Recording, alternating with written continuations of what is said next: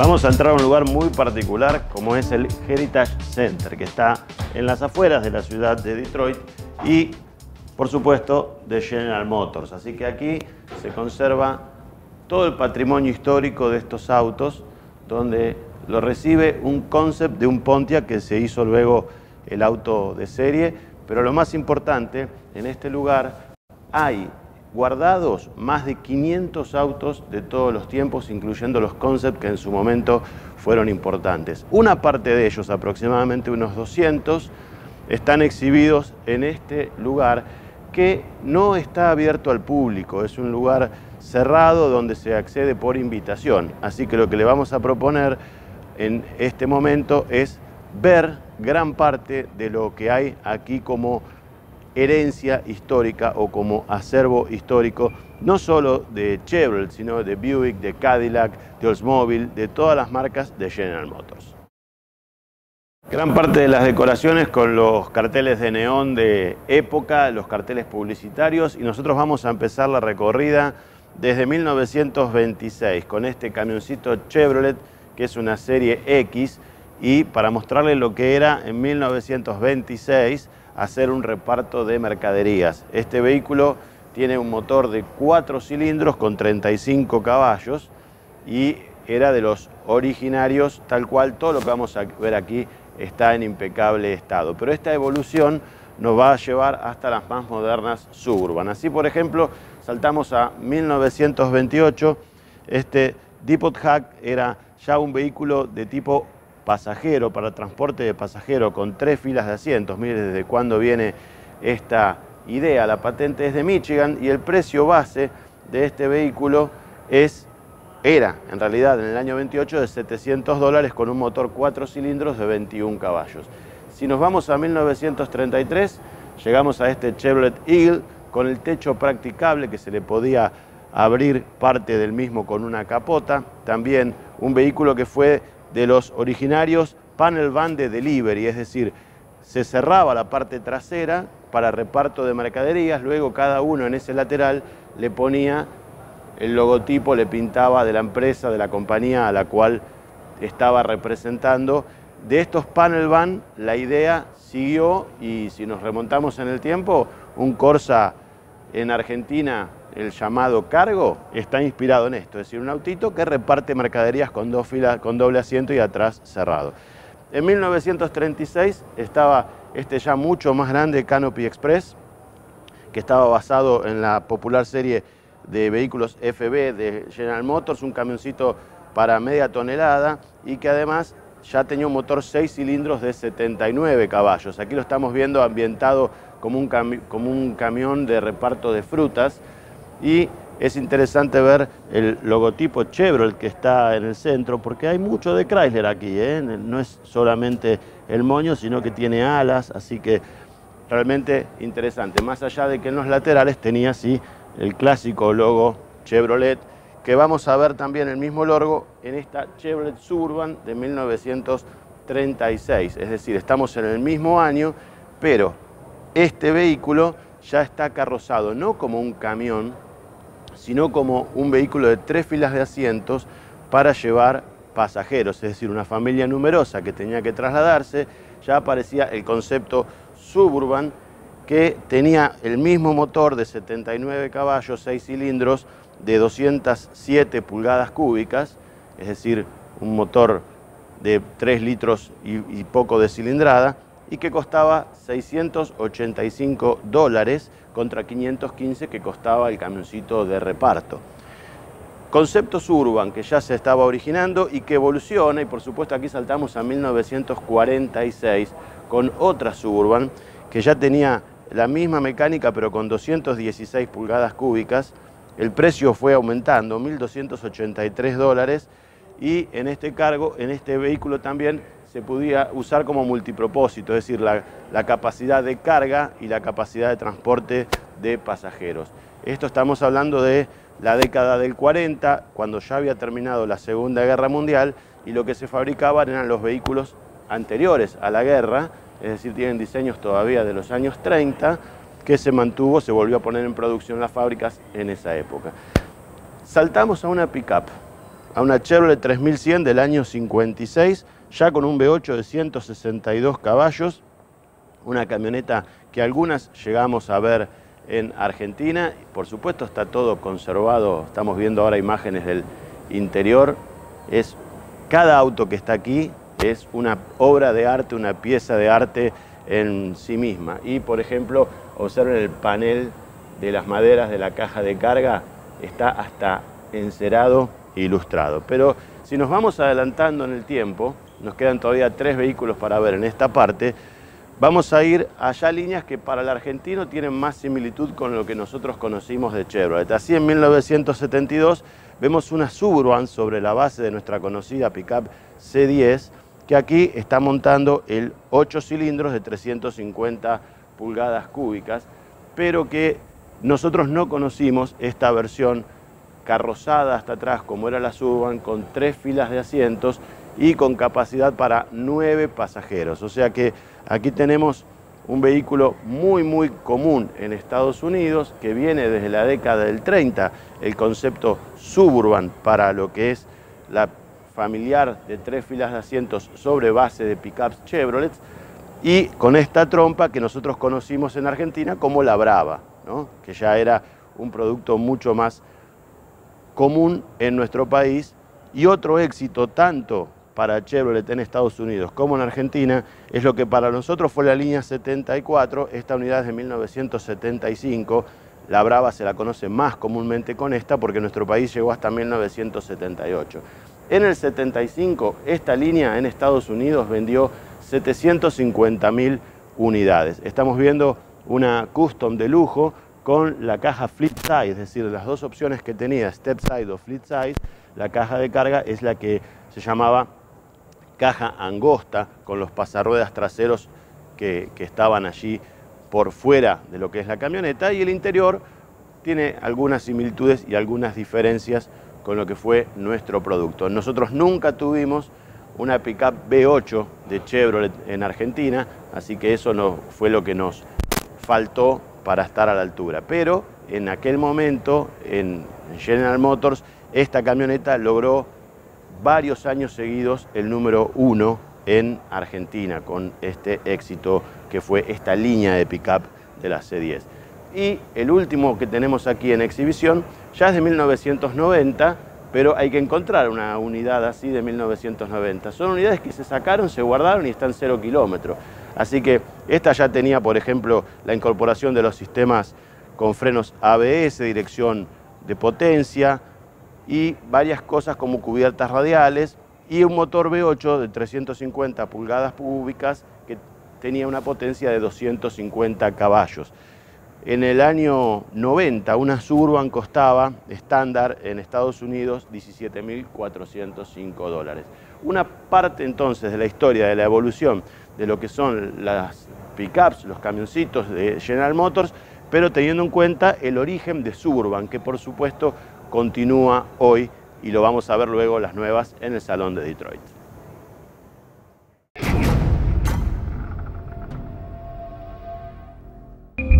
2 o 3 horas no alcanzan para mostrar todo lo que uno tiene aquí para ver. Sobre todo, nuestros colegas están disfrutando de un almuerzo allí sentaditos. Nosotros no vamos a almorzar, vamos a seguir trabajando. Y tras esta pausa le vamos a mostrar parte de lo que hay aquí. Miren lo que tenemos aquí. Un Nova 1970.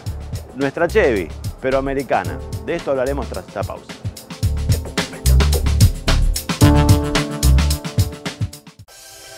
Taun, concesionario oficial Chevrolet, líder en la provincia de Buenos Aires. En Pinamar y Tandil ofrecemos financiación exclusiva y las mejores condiciones para llegar a tu 0 kilómetro. El mejor servicio personalizado de postventa. Acércate a nuestros sucursales de Pinamar o Tandil y tené tu nuevo Chevrolet. Contamos con usados seleccionados de todas las marcas y una sucursal exclusiva de plan de ahorro.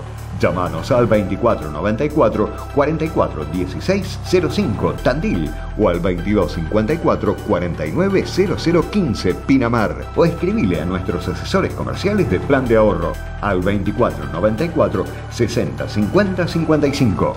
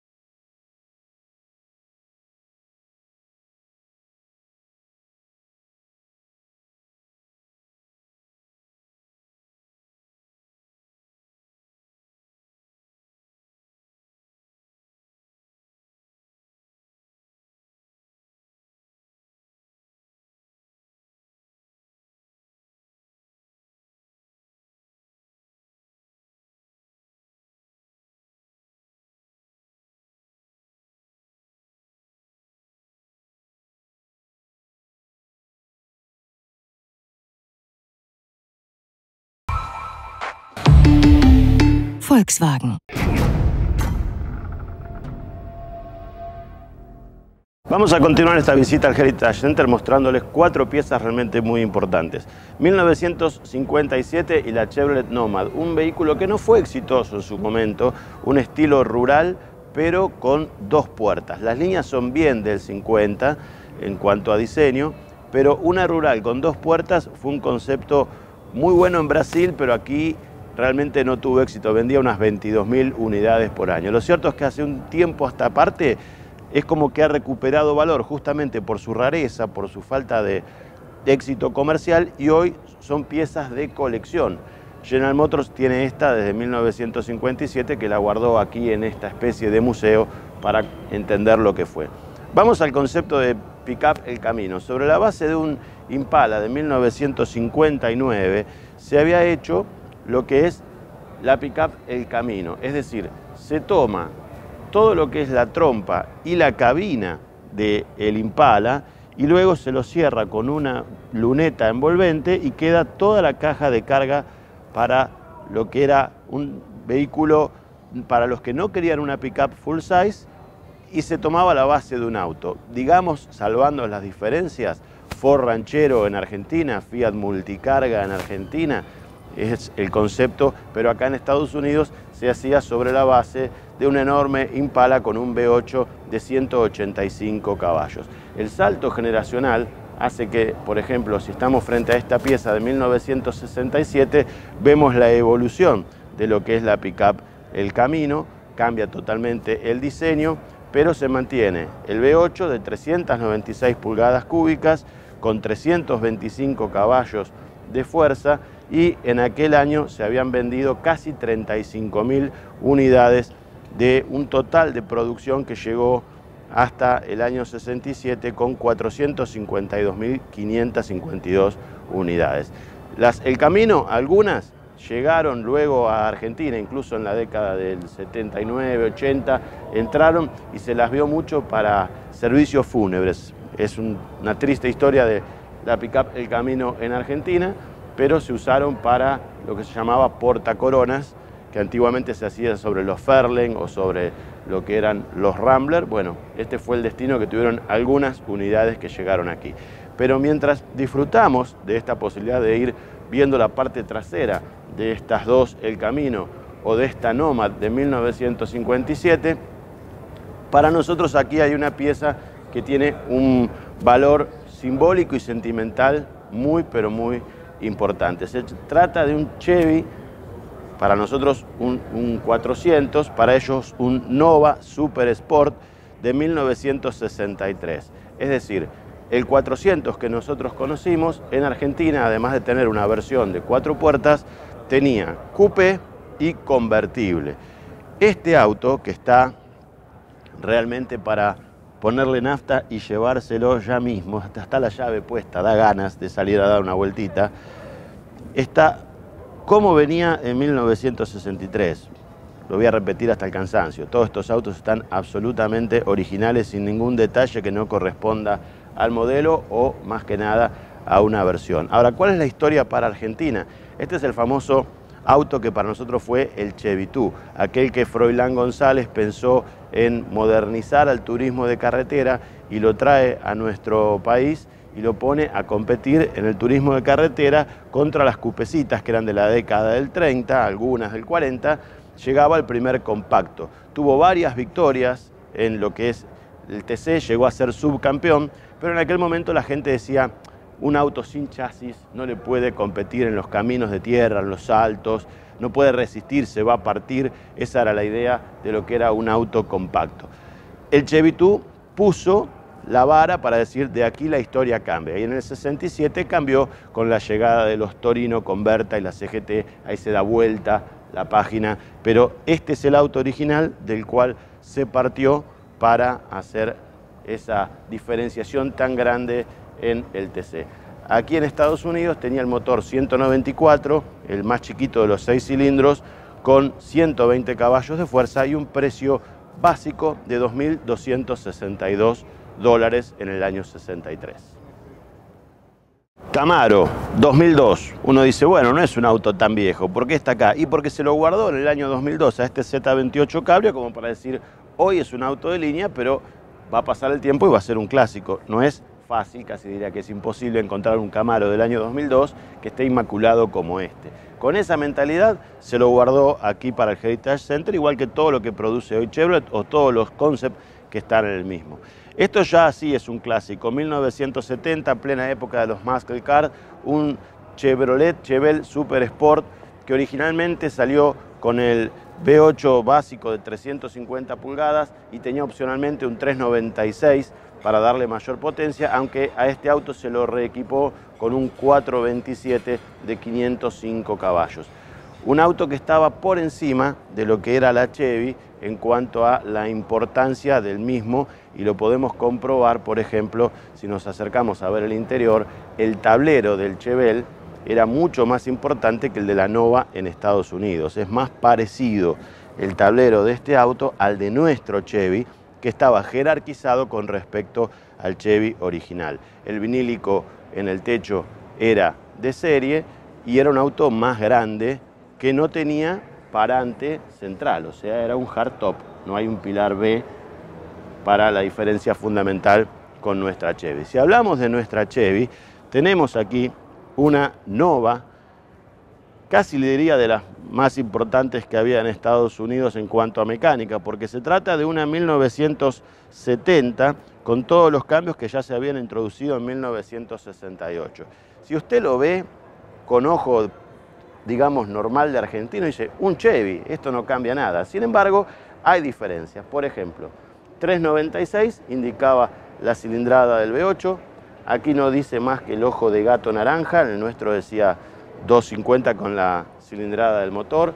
El cartelito Nova aquí debajo en el guardabarro, que esto ya merece una historia en sí mismo. Ahora cuando lleguemos a la parte trasera se lo voy a contar. Las falsas salidas de aire es diferenciación. El techo pintado en blanco, nosotros lo teníamos en la Super Sport con vinílico, y el seguro de puerta en la Nova americana, que algunas hay en Argentina, está corrido más hacia adelante. También cambian un poco las butacas, más que nada porque contaban con apoyacabezas. Pero este vehículo es muy básico para Estados Unidos. Casi le diría que lo que un Corsa 3 puertas fue al mercado nacional para Chevrolet. Básico, básico. Estamos aquí, dice Nova, y aclara by Chevrolet, ¿no? Como diciendo, la línea Nova es de Chevrolet. Con esta misma tipografía, Jorge Ferreira Basso y Pedro García tuvieron que hacer el primer trabajo de rediseño en Argentina, que fue cambiarle el nombre, porque no se le puede poner a un auto Nova en nuestro país, porque la gente, ¿qué iba a decir? Chevrolet no va, o no va ni para atrás. Entonces había que cambiarle este nombre y se le puso Chevy, por aquel Chevy 2 del 400, usando la misma tipografía de la palabra Nova. Cambian también los faros. Nosotros nunca tuvimos este diseño de faros en el auto argentino. Los paragolpes son exactamente iguales y aquí la parte trasera con el embellecedor de Super Sport. Pero si vamos a ver la diferenciación más importante de una coupé Nova, que tenía también el ojo de gato como es ley en Estados Unidos para que se reflecte cuando el auto es iluminado de costado, la vamos a tener en el tablero. Es un tablero lineal, parecido a lo que había en el producto básico, en el Chevy estándar. El tablero y el volante también es diferente. Cosas que introdujo este auto como novedad en Argentina: se le hizo un tablero de 3 esferas más al estilo Chevelle, diseño nacional, se le cambió el volante y se mantuvo la caja al piso, pero nosotros usamos en 1971 para la Chevy la ZF que fabricaba ICA, y después en el 72 ya sale con consola y viene con cajas Agino. Es un auto que en Estados Unidos no tiene mucho valor como histórico porque fue un auto básico. Calculen que en el año que este auto salió, en 1970, estaban menos de $3.000 con el V8 más grande, 2.978, y fueron fabricadas casi 275.000 unidades de Nova en este mercado.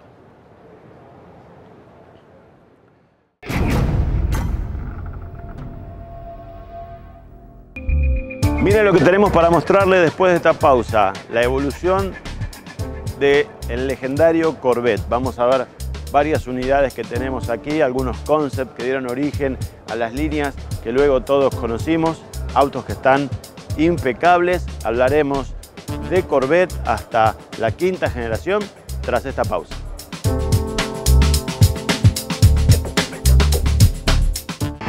Hay un Chevrolet para cada etapa de tu vida. Y Chevrolet en Rosario es Chevro Max. Adquirí tu 0 kilómetro usado garantizado con el mayor respaldo en postventa y servicio.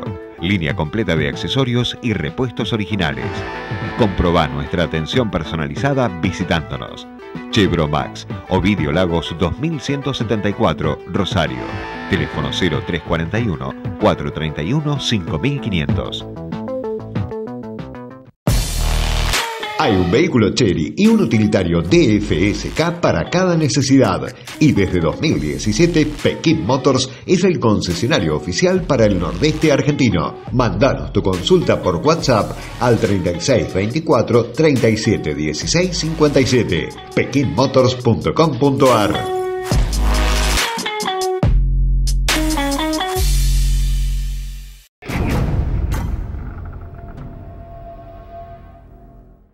Para mí una de las piezas más importantes dentro de este museo es el Mako Shark Concept de Corvette del año 61.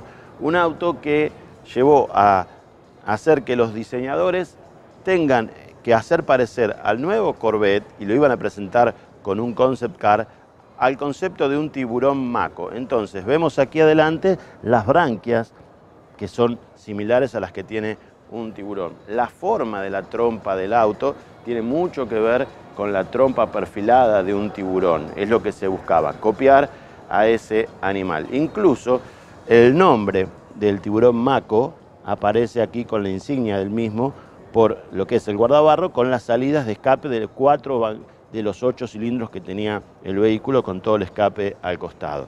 Lo más interesante, este auto es casi un anticipo de lo que va a ser el auto de serie. Tenían que lograr que la pintura del auto sea similar a la del tiburón Mako, y cuando se lo tenían que presentar al presidente de General Motors, iba a tener que estar el auto con un tiburón Mako al costado, que tenía varios metros, por supuesto, el tiburón, casi tantos como el auto, y para comparar y decir, vieron que hemos logrado la similitud que nos pidieron entre el tiburón y el auto. En el diseño uno le ve cosas de un tiburón.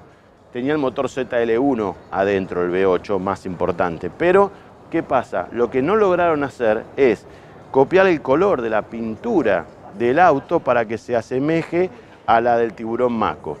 Faltando un día para la presentación, lo más importante que se les ocurrió para eso fue decir, bueno, si no lo podemos pintar del color del tiburón, pintemos al tiburón del color del auto, azul por encima, más grisáceo por abajo, y cuando venga el presidente va a ver al auto y al tiburón del mismo color. La técnica funcionó y el auto sin dudas fue aprobado. De aquí, de este concept, salió el primer Corvette Stingray, que fue la segunda generación de este clásico americano. Le contamos la historia del Mako Shark Concept y vamos a pasar a otro concept muy importante. 1969, el mismo jefe de diseño, William Mitchell, tenía que hacer una evolución del Corvette, y antes, si se inspiró en un tiburón Mako, ahora se inspiraba en una mantarraya. Si ustedes ven esta parte de la trompa del auto, donde están los 6 faros y todo lo que es los guardabarros delanteros, tiene la forma de lo que es el producto, similar a lo que sería una mantarraya si uno lo ve desde arriba en el fondo del océano. Y desde allí parte la inspiración, y así como al Mako Shark le pusieron en el guardabarro el logotipo del tiburón, aquí le ponen el logo de la mantarraya al cual el auto intentaba simular. Y también tiene la salida del escape por el costado, ya no tan, digamos, importante como el otro, que sale el V8, a pesar de que este mantiene el ZL1, pero es más discreta. También la forma de lo que era el interior era futurista para ese momento, y en la parte trasera también, fíjense lo que es el tamaño de la luneta, con las luces de marcha atrás al costado, pero lo importante era la forma del auto, ¿no? Tenía que tener toda esta forma de mantarraya, incluyendo aquí el logotipo de la misma por encima de lo que son las luces del auto de posición y de giro en la parte trasera. Otro concepto muy importante que dio vida a la tercera generación del Chevrolet Corvette. Los dos conceptos están aquí presentes en el Heritage Center.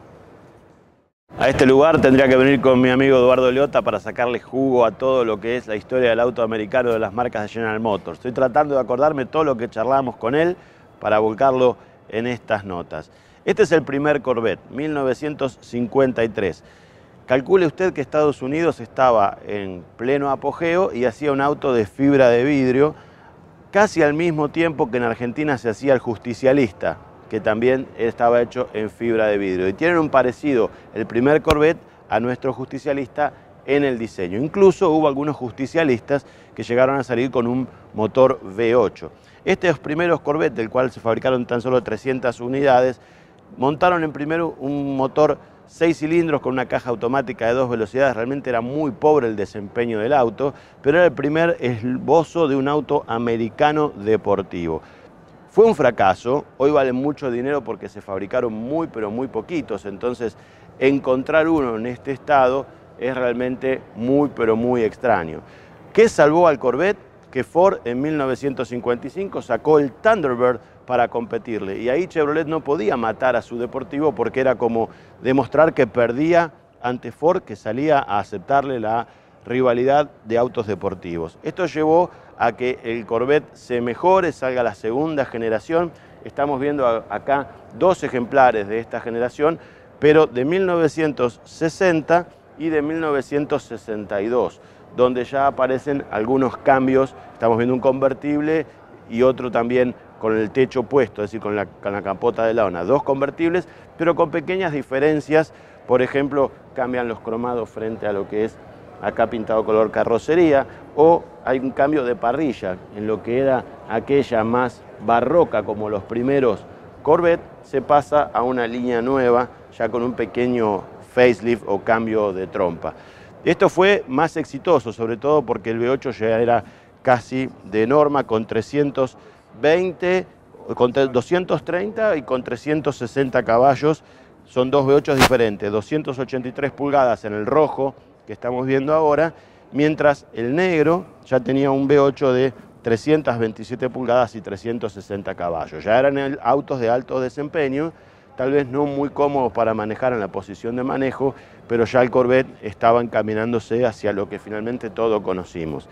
Aquí estamos viendo el Stingray de esta generación ya del año 63, aquel que le mostramos con el concepto del auto tiburón. Bueno, acá está de serie, lo mismo que el que fue el mantarraya cuando salió la generación siguiente a la calle. Este es de 1969, se conservó bastante el aspecto original del concept que demostrábamos antes, pero se cambió fundamentalmente lo que eran los faros, que pasaron a ser escamotables, es decir, se levantaba esto para que el auto ilumine el camino, pero toda la trompa, y este sí fue un auto realmente muy exitoso, ya el Corvette tenía una historia y un nombre propio, que acá vemos dos unidades más, porque esta fue la unidad que más tiempo estuvo a lo largo de la vida útil del producto Corvette para todo lo que es la historia del modelo. Siguió siendo bajo el aura de Bill Mitchell todo lo que es el diseño, por supuesto, y este blanco es de 1973, mientras que el que estamos viendo al costado ya fue Pace Car en las 500 millas de Indianápolis en el año 78, y se fabricaron 6.502 réplicas del auto, que fue el auto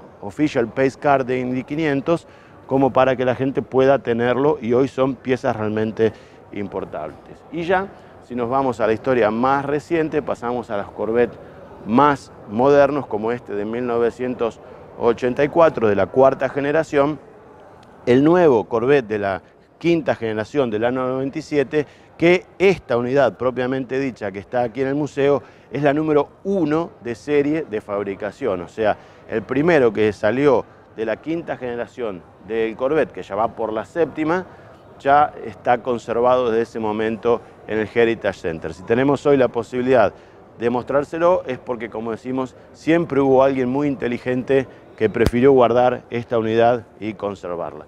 Y luego llegamos a una unidad del año 2005 que también está aquí guardada con un V8 de 400 caballos.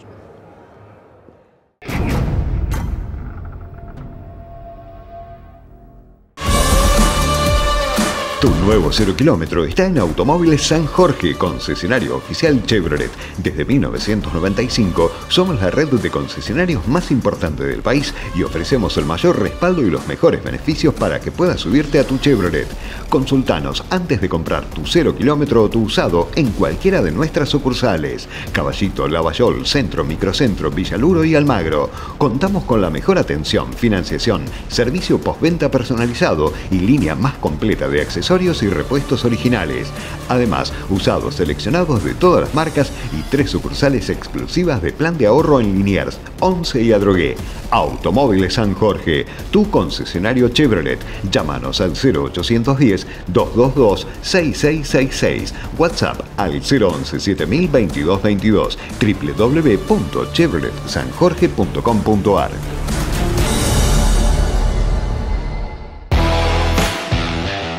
Dallas Motors, desde Corrientes Capital para todo el nordeste argentino, te ofrece toda la fuerza y la aventura de Ram y Jeep.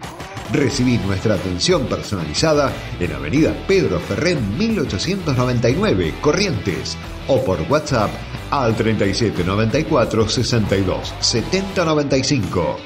dallasmotors.com.ar. El camino a tu Jeep o tu Ram.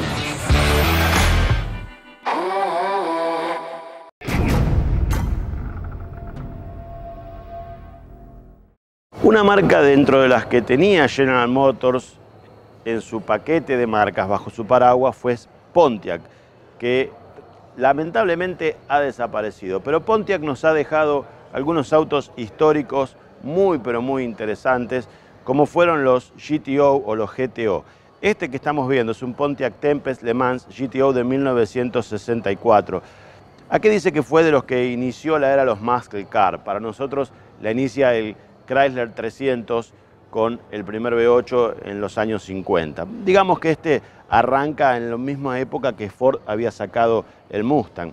Tenía para ello un V8 de 325 caballos con otros 389 pulgadas cúbicas. Potencia accesible porque el auto costaba $2.852 en el año 64, así que no era caro llegar a esa potencia para el consumidor americano. Si nos vamos hacia la izquierda, está puesto aquí un Pontiac GTO de 1967 con 335 caballos y un valor inferior a $3.000. El auto ya tenía algunos cambios, como la trompa con los faros superpuestos dobles, como nosotros supimos ver en nuestros Ambassador más modernos, y realmente era un deportivo muy interesante. Fueron de esta línea fabricados 81.722 unidades con caja automática y caja manual. Pero si vamos a lo que es Pontiac, sin dudas, el juez, como se lo llamó a este auto, fue un antes y un después de la marca, porque el juez le decían porque era el que venía a cerrar las disputas o a sentenciar las disputas en las picadas callejeras. Cuando llegaba el juez no había cómo competirle por lo que este auto proponía para ese momento. 366 unidades fueron fabricadas, un 20% más caro, $3.600 como precio en 1969, y se fabricaron solamente 6.725 unidades de este juez, como se lo conoció, en una época de las picadas callejeras y los street racers realmente muy, pero muy importante. Ya si nos vamos a otra época de Pontiac, tenemos aquí en la 1977 un Grand Prix. Ya la línea empezaba a perder, digamos, lo que es en cuanto a diseño, la elegancia, porque el auto, por conservar ese frente muy al estilo Pontiac con la parrilla dividida, En cuanto al estilo, era muy de los años 70, pero ya le costaba, digamos, decir a uno que estaba mirando un auto elegante. Vuelve a tener importancia la marca Pontiac con los Trans Am, que no es otra cosa que un rediseño del Camaro, es decir, la marca empieza a compartir las mismas unidades, cambiándole algunas cosas. Lo que era un Camaro Z28 para Pontiac fue el Trans Am, muy conocido en esta unidad con Kit, el auto fantástico, que lo dio la popularidad que se necesitaba. Este Trans Am tiene el techo practicable T-Top, que se puede sacar gran parte del techo de cada lado, haciendo la sensación de que uno está manejando un convertible sin llegar a tener que decir que el auto es un convertible. Era una linda sensación que se hacía con los techos T-Top en aquel momento. El V8 eran 403 pulgadas de muy baja potencia, 185 caballos, que es lo que ellos declaraban. Y el precio ya había aumentado a casi $5.500. Otro que tenemos aquí es un Firebird Trans Am de 1999, también con el capot con la toma Ram Air, y fundamentalmente un auto que también estaba, digamos, como gemelo dentro de lo que era la línea Chevrolet Corvette.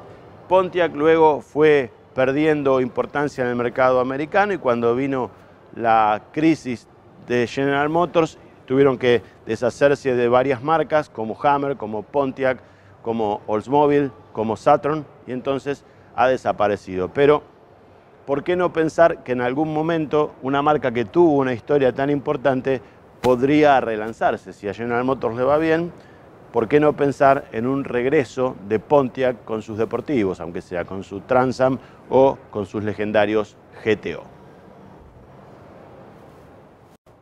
En la época que los cohetes dominaban el tema de conversación del mundo, el auto en Estados Unidos trató de imitarlos, de parecerse a los cohetes. Entonces se fueron haciendo distintos conceptos, como este tan extraño que estamos viendo, que es de 1951, el Concept Le Sabre. Mostraba distintas tendencias de diseño que después se vieron más que nada reflejadas en los productos Cadillac, pero estaba pensado para presentar en el Autorama, una exposición que hacía General Motors siempre con vehículos futuristas, y la gente hacía largas colas y pagaba sus dólares para ver el auto del futuro. Y cuanto más parecido era un cohete, más revolucionario era el diseño. Luego había que adaptar estas líneas al auto de calle y lo que vamos a ver después en las series Cadillac. Por ejemplo, este Cadillac, que es un Concept Le Mans de 1953, ya está mostrando muchas cosas que después se verían en el producto de línea Eldorado. Incluso las aletas que está teniendo en la parte trasera no son tan pronunciadas como las que luego se verían en los autos de calle. Si usted se acuerda del Batimóvil, vamos a tener aquí a la derecha un producto que parece imitarlo, y estamos hablando de 1959 con un Firebird 3 experimental que mostraba lo que era para ellos el futuro del auto. O sea, de acá a pensar que los autos iban a volar en el año 2000 era solamente dar un paso más de imaginación. Mientras la cámara gira por delante, yo voy a ir para atrás para que usted vea lo que es la trompa del auto, pero también cómo se pensaba el diseño de lo que prácticamente es un cohete sobre ruedas, porque es muy difícil de aceptar hoy en día que se pueda pensar en algo así. Pero en esa época esto era el futuro, es decir, tenía que parecerse a un cohete, a un avión, a la NASA, que estaba en ese momento en la primera plana de todos los diarios con la carrera espacial, y es lo que mostraba este vehículo. Anteriormente a este existió el Firebird 2, que no era tan revolucionario. Estamos viendo ahí como un cohete más pequeño con una burbuja que era para todo lo que tiene que ver con el habitáculo. Algo impracticable para el auto de calle porque el sol nos estaría calcinando en el verano y además ante un vuelco no habría nada que nos defienda en un producto así. Pero era parte de lo que los diseñadores de General Motors hacían para ilusionar al público, y muchas de estas cosas que se veían aceptadas por la gente, como las aletas y todo esto, pasarían luego al auto de calle.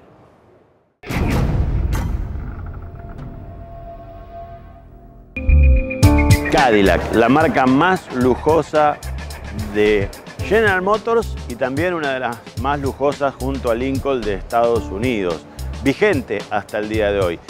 Tratar de resumir su historia en unos minutos es imposible, pero aprovechando todos estos autos que están aquí en el Heritage Center, vamos a hablar desde 1902 hasta, digamos, los años 80, mostrándole un poquito cuáles son los autos que están aquí y conociendo la evolución en el diseño de una marca sin dudas glamorosa. Y para el cierre, un B16, un auto de 1931 que se fabricaron menos de 90 unidades.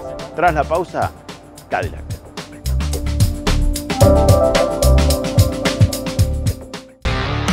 ¿Necesitas renovar tu vehículo? Nuevo, usado, familiar, utilitario, deportivo o pick-up. Todos los modelos te esperan en Meucci Automotores. Desde 1984, el multimarcas más importante del nordeste argentino. Planes de ahorro, financiación propia o bancaria. Ruta 11, kilómetro 1002,5 Resistencia, Chaco. WhatsApp 3624 28 88 92. Meucci.com.ar.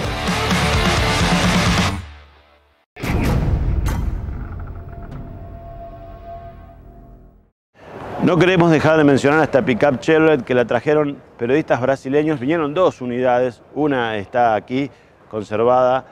La trajeron andando desde Brasil hasta Detroit para donarla al museo. Así que es una buena idea a imitar. Podríamos venir 4 periodistas a entregarle vehículos históricos argentinos al museo. Vamos a tener en esta parte una idea de lo que es la evolución de la marca Cadillac, que siempre fue la marca más lujosa dentro de lo que es General Motors. Este vehículo, que parece que le faltara nada más que el caballo para poder usarlo, era en particular un Runabout de 1902. Un vehículo muy parecido a lo que en aquella época se ofrecía, es decir, el auto iba a reemplazar al carruaje y lo que se tenía pensado era, bueno, hagamos un carruaje a motor y que la gente no lo vea tan futurista o difícil. Entonces, todavía era muy difícil convencer al público. Y esto era el lujo, tal vez en el tapizado capitoné del sillón, que se podía ofrecer en aquel momento. El auto tenía un valor de $750 en el año 1902, lo cual estamos hablando de muchísimo dinero, con un motor de 1 cilindro y que además tenía variación de apertura de válvulas en 1902 y proporcionaba 6,5 HP. Si nos vamos a 1903, el que está puesto es un modelo A, raro, de color rojo. Para esa época la mayoría de los autos eran negros, ya con 10 caballos de fuerza, era una evolución importante en la mecánica. Nótese los faros que aquel auto carecía y un año después pasaban a ser faros de iluminación para poder manejar el auto de noche, y ya contaba además con asientos para pasajeros en la plaza trasera, es decir, se ingresaba por allí atrás y acá había 2 asientos, todo impecablemente tapizado en capitoné, o los detalles como el bronce o lo que es el volante de madera. Tengo unas ganas de tocar el claxon, pero totalmente prohibido, touch the car. Y si nos vamos a seguir esta evolución, en 1912, fíjense la evolución en tamaño también de lo que era este Touring, con un motor ya de 4 cilindros, 40 caballos, que costaba $1.800 cuando se estaba ingresando en la década del 10. Acá ya hay una evolución notable de lo que es el diseño del automóvil, ya con un techo que podría hacerlo al mismo como convertible. Estamos viendo también como un adelanto los distintos faros de posición y también la luz, la goma que tenía aquí de auxilio, un elemento que seguramente debe haber salido primero como una necesidad. ¿Qué pasa si pincho una goma en un auto? Y el freno, que era de mano, ahí al costado la palanca, para que el conductor pueda frenar al vehículo con esa palanca. Si avanzamos 3 años, ya iniciada la Primera Guerra Mundial, vamos a ver un Type 51, un tipo 51, una evolución dentro de la línea Cadillac, ya con un V8 para esa época, que lo podemos ver aquí porque está levantada la tapa del motor. De aquellos primitivos V8 que lograba 70 caballos de fuerza. Realmente ya era algo muy, pero muy importante. No cualquiera podía tener un Cadillac, no cualquiera podía tener un V8. Para eso había que desembolsar $1.975, que es realmente para la época una cifra importante, sobre todo en un mundo que estaba entrando en la Primera Guerra Mundial del 14 al 18. Terminada la guerra, llegamos a este tipo 59C de 1920.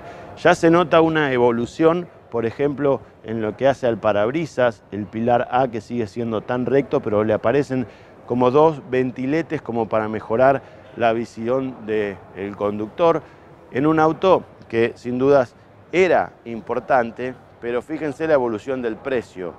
De $2.000 en el año 15 se pasaba a este V8 de menos potencia, 60 caballos, a casi $10.000. Tener ese dinero en 1920, en los años locos, no era para cualquiera. Cadillac nunca era para cualquiera, y de ahí el posicionamiento de la marca, que realmente se va mostrando siempre como una marca selecta de lujo y todo lo que significaba tener un Cadillac. Y en 1933 vemos este V8 de 355 pulgadas cúbicas que tenía 115 caballos de fuerza, con un precio bastante accesible en comparación de aquel que estamos viendo, porque estaba en menos de $3.000. Pero era un auto con mucho lujo, mucho confort, un andar muy diferente a todo lo conocido y popular que había en aquellos años.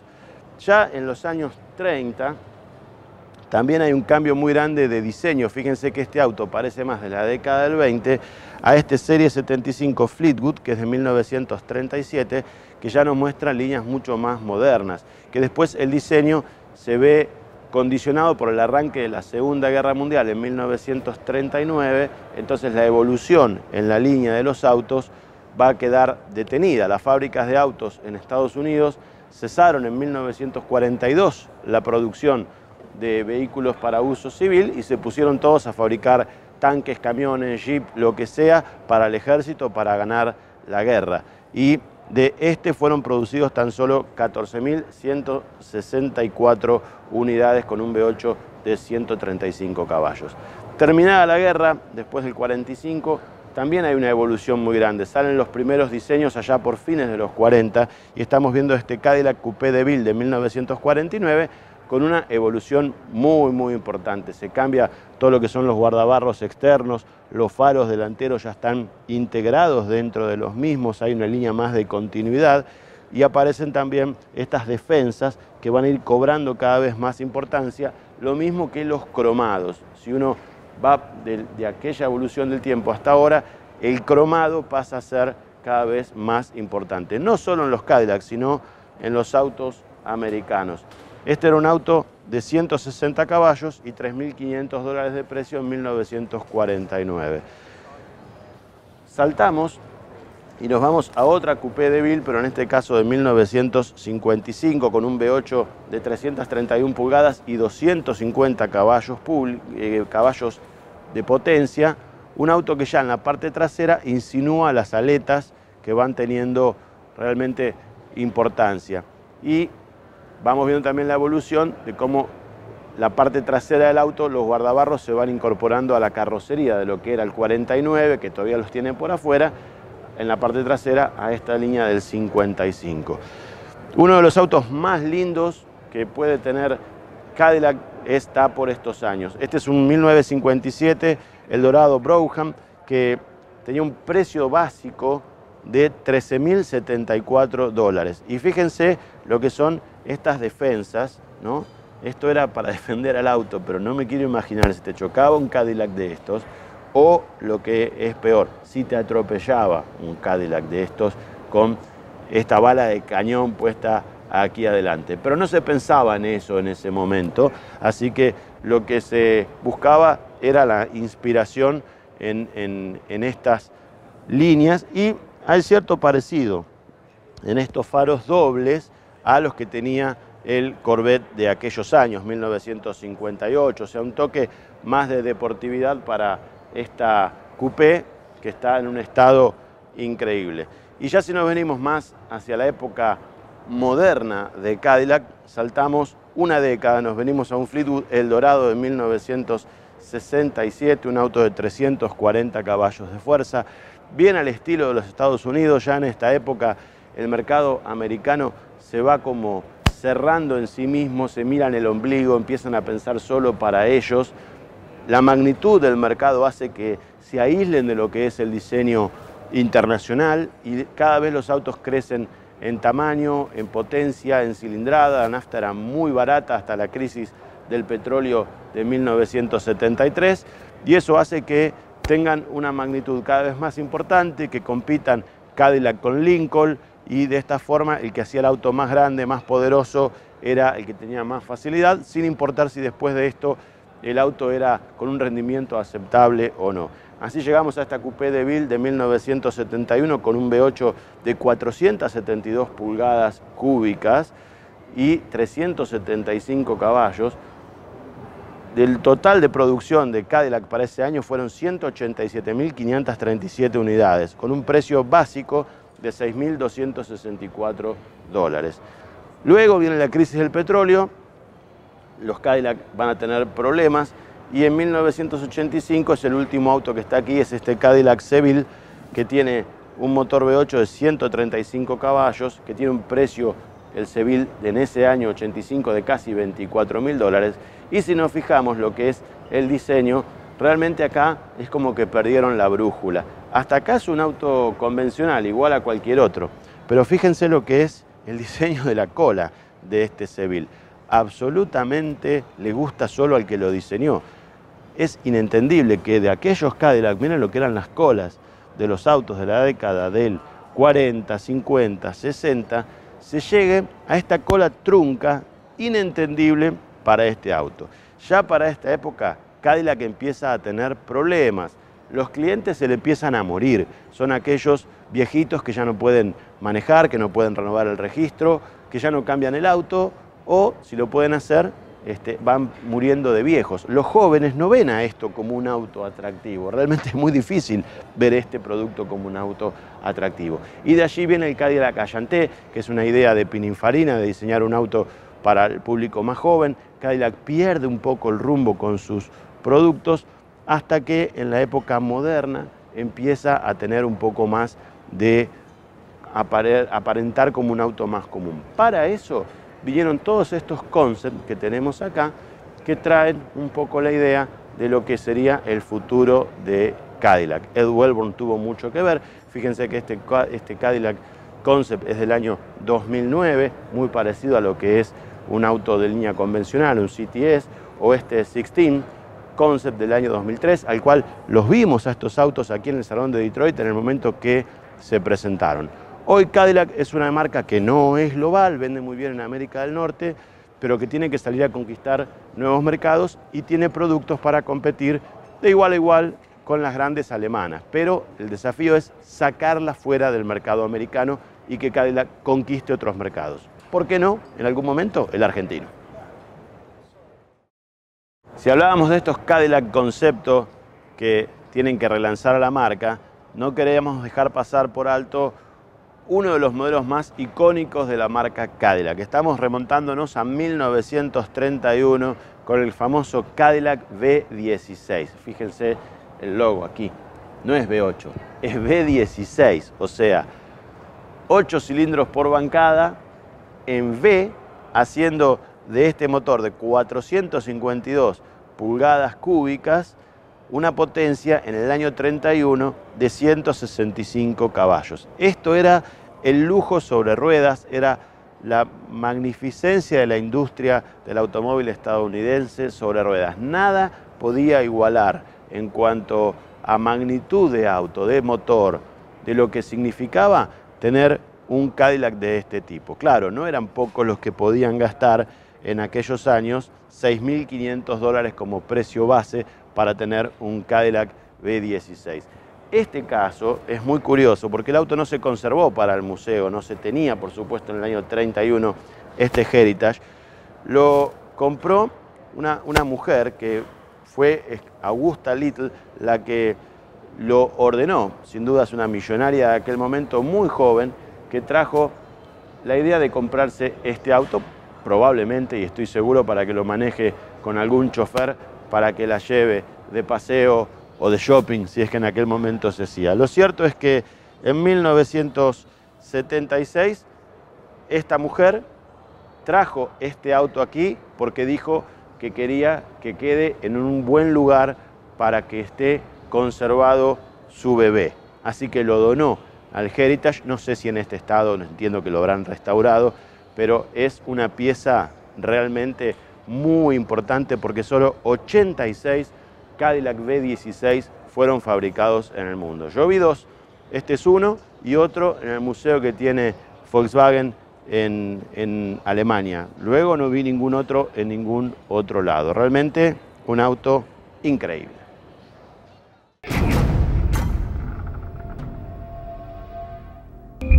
Bien, le proponemos hacer una pausa. Tras la misma vamos a seguir conociendo parte de este Heritage Center. En este caso, parte de la historia de Buick, una marca muy interesante.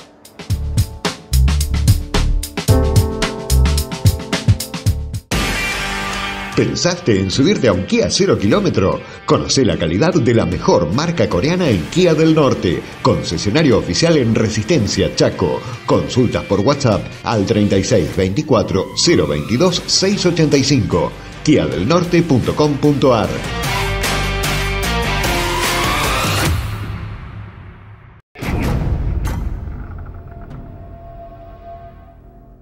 Así como anteriormente le hablamos de marcas que General Motors ha perdido, como Pontiac, como Hammer, como Saturn, en este caso vamos a ver un poquito la evolución de los Buick, como se les dice aquí, a los Buick, como le decíamos en Estados Unidos, porque muchos de estos vehículos entraron a Argentina y se los vieron allá por los años 30 y 40.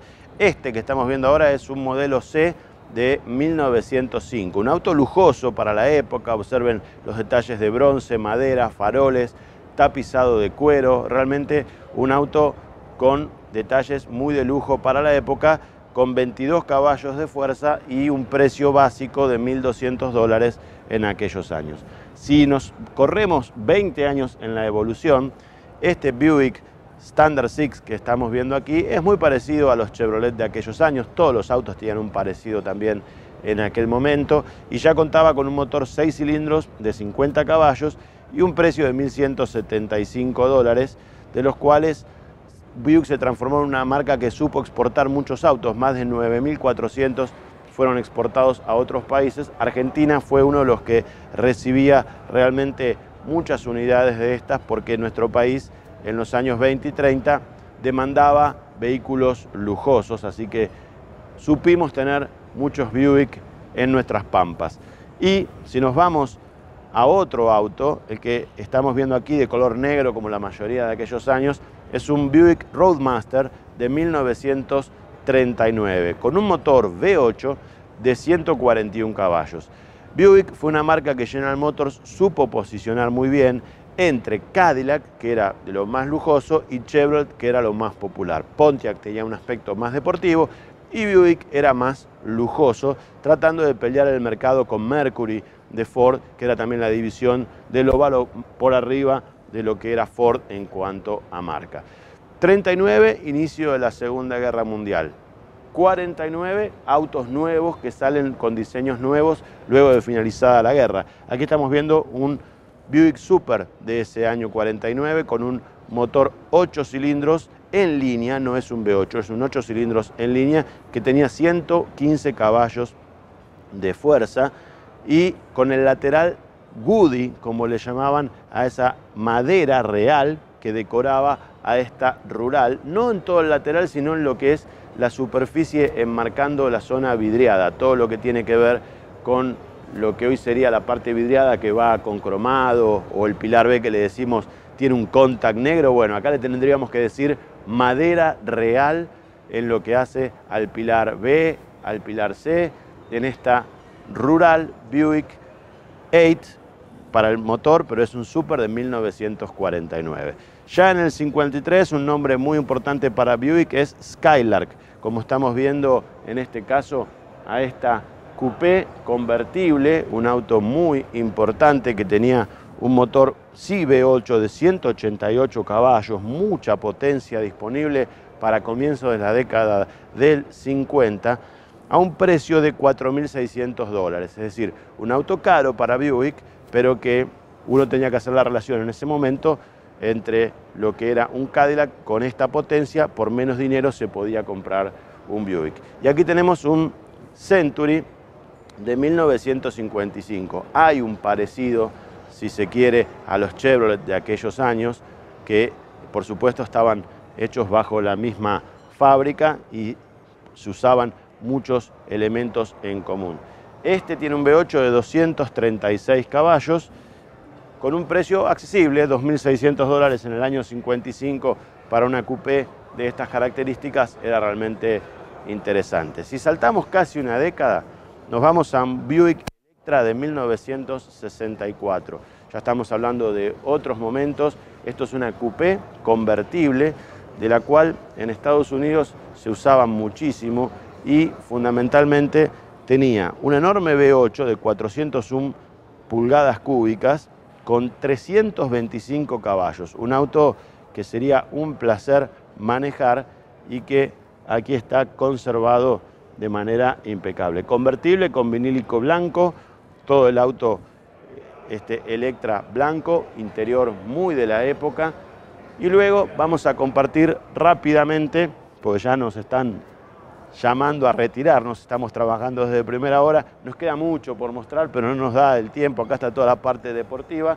Vamos a saltar un Buick Riviera de 1963, también una coupé con el V8 de 340 caballos, $4.300 su valor en Estados Unidos, o un Skylar Grand Sport de 1965, también coupé, también convertible, o un Buick GSX, es decir, un GSX que ya era una variante para la época de los muscle cars, bien deportivo, 350 caballos de fuerza, porque Buick no podía ser menos que los demás, y era, digamos, la versión musculosa de Buick para aquellos años. No es un auto muy visto, era un auto caro, $4.500 su valor básico.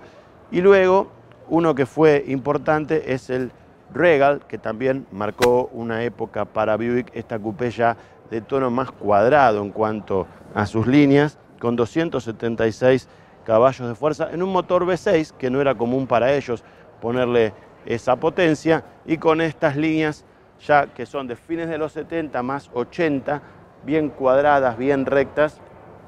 Por suerte la marca Buick pudo ser conservada. Lo que salvó a Buick más que nada fue China. El hecho de que el presidente chino usara un auto Buick hizo que mucha gente entienda que Buick era una marca de lujo, una marca importante, y hoy, desde hace unos años, el mercado más importante para Buick en el mundo es China. Después Estados Unidos, Canadá, México, y es una marca que queda circunscripta a estos mercados. Hacer a Buick de una marca global es prácticamente muy difícil, pero esta es parte de su historia.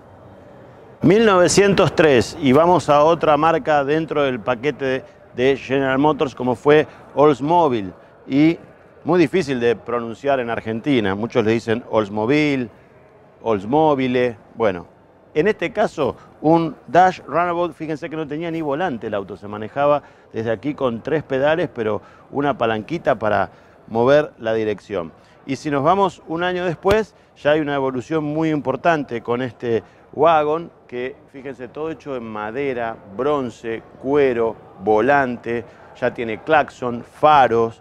Es realmente una evolución enorme del vehículo, en este caso para transporte también de mercaderías. Y fíjense lo que era en 1911 un Oldsmobile Limited, el lujo máximo. Esto es casi un tanque, le podemos decir. Realmente costaba $5.000 en 1911. El lujo, el tamaño que se puede ver en este vehículo, quien vendría manejando este vehículo o viajando en este vehículo era una familia de tremendos potentados en la época. De allí vienen los orígenes de Oldsmobile como marca en Estados Unidos. Y lo curioso es ver este motor de 707 pulgadas cúbicas que desarrollaba 60 caballos de fuerza. Realmente es algo increíble. Hoy este auto está valuado en algo más de $1 millón y está aquí parte del patrimonio de este lugar.